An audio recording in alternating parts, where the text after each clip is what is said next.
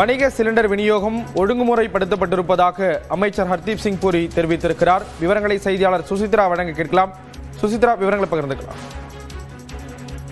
மக்களவையில் மத்திய பெட்ரோலியம் மற்றும் எரிவாயுத்துறையினுடைய அமைச்சர் ஹர்தீப் சிங் பூரி தற்பொழுது நிலவக்கூடிய அந்த போர் சூழல் மற்றும் நாட்டினுடைய சிலிண்டர் உள்ளிட்டவை தட்டுப்பாடு தொடர்பாக பல்வேறு கருத்துக்களை தற்பொழுது மக்களவையில் முன்வைத்திருக்கிறார். அதில் தற்பொழுது எந்த ஒரு பிரச்சனையும் இல்லை எனும் தட்டுப்பாடு இல்லை என்ற ஒரு விளக்கத்தை மத்திய அமைச்சர் தெரிவித்துள்ளதை முக்கியமாக பார்க்கப்படுகிறது. குறிப்பாக அதாவது வளைகுடா நாடுகளில் இருந்து சுமார் 60% எரிபொருள் என்பது பெறப்பட்டு வந்தாலும் தற்பொழுது அதற்கு மாற்றாக பல்வேறு நாடுகள் குறிப்பாக அமெரிக்கா, நார்வே உள்ளிட்ட நாடுகளில் இருந்து தற்பொழுது கச்சா எண்ணெய் என்பது பெறப்பட்டு வருகிறது என்ற ஒரு விளக்கத்தையும் ஹர்தீப் சிங் பூரி தெரிவித்திருக்கிறார். அதே போல உள்நாட்டினுடைய அந்த ஒரு உற்பத்தி என்பது சுமார் 28% வரை கடந்த 5 நாட்களில் உயர்ந்துள்ளதாகவும், எனவே எந்த ஒரு தட்டுப்பாடும் இல்லை. அது மட்டுமில்லாமல் வீட்டு உபயோகத்திற்கான எரிவாயு இந்த சிலிண்டருடைய விநியோகம் என்பது எந்த ஒரு தடையும் இல்லை. 2.5 நாட்களில் அவை விநியோகம் செய்யப்படுவதாகவும் அவர் விளக்கம் அளித்துள்ளதை முக்கியமாக பார்க்கப்படுகிறது. வாகனங்களுக்கு வழங்கப்படும் சிஎன்ஜி மற்றும் வீடுகளுக்கு வழங்கப்படும்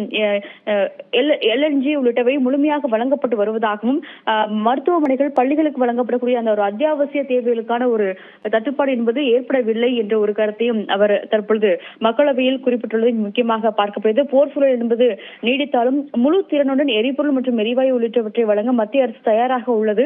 வளைகுடா நாடுகளில் இருந்து வாங்கப்பட்ட கச்சா எண்ணெய்கள் தற்பொழுது மாற்று வழிகள் மூலமாக பிற நாடுகளிலிருந்து பெறப்பட்டு வருவதாக தெரிவித்துள்ளதை முக்கியமாக பார்க்கப்படுகிறது. மக்களுடைய ஆர்வம் காரணமாக மட்டுமே நீண்ட வரிசையில் காத்திருந்து எரிபொருள் மற்றும் எரிவாயுவை அவர்கள் வாங்கி செல்கின்றார்களே தவிர அது தட்டுப்பாடு காரணமாக அல்ல என்ற ஒரு விளக்கத்தை தற்பொழுது மத்திய அமைச்சர் மக்களவையில் தெரிவித்துள்ளதை முக்கியமாக பார்க்கப்படுகிறது. வணிக எல்பிஜி என்பது ஒழுங்குமுறைப்படுத்தப்பட்டுள்ளது. மருத்துவ பணிகள் பாதிக்கப்படாமல் இருக்கக்கூடிய வகையில் வணிக ரீதியிலான எல்பிஜி சிலிண்டர்கள் விநியோகம் செய்யப்பட்டுள்ளது என்ற ஒரு விளக்கத்தையும் அவர் அளித்துள்ளதை முக்கியமாக பார்க்கிறோம். எரிவாயு சிலிண்டர் விநியோகத்தை நெறிமுறைப்படுத்தவும் மக்களுடைய தேவையை பூர்த்தி செய்யவும் 3 அமைச்சர்கள் கொண்ட ஒரு நிபுணர்கள் கொண்ட குழு என்பது அமைக்கப்பட்டு அதனுடைய ஆலோசனையும் நடைபெற்று வருவதாகவும், அண்டை நாடுகளை விட இந்தியாவில் எரிபொருள் மற்றும் சமையல் எரிவாயுடைய விலை என்பது குறைவாக உள்ளது என்ற ஒரு விளக்கத்தையும் அவர் தற்பொழுது மக்களவையில் தெரிவித்துள்ளது மிக முக்கியமாக பார்க்கப்படுகிறது. இந்த விவகாரத்தில் மக்களவையில் எதிர்க்கட்சித் தலைவர் ராகுல் காந்தியும் இந்த எரிபொருள் தட்டுப்பாடு தொடர்பான பல்வேறு கருத்துக்களை அவர் முன்வைத்துள்ளது மிக முக்கியமாக பார்க்கப்படுகிறது. இந்த பொதுமக்கள் கடுமையாக பாதிக்கப்பட்டுள்ளார்கள் எனவும் இந்த